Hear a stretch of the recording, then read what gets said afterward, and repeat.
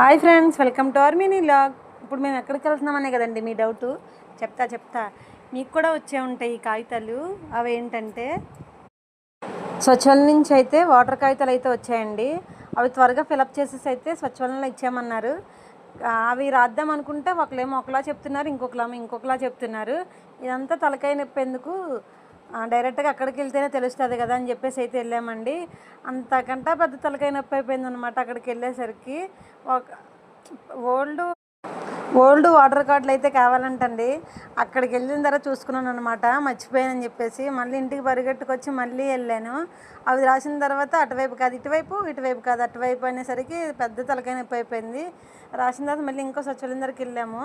అక్కడైతే జాన్ చెట్టు ఉందండి. అక్కడ ఒక కాయ చేసుకుని అయితే నా కొడుకు నేనైతే తీసుకొని తినేసాము. ఈ తలకాయ నొప్పి మీకు ఉందా లేదా నాకు ఖచ్చితంగా కామెంట్ చేయండి. వీడియో నచ్చితే చిన్న లైక్ చేసి సబ్స్క్రైబ్ చేసుకోండి.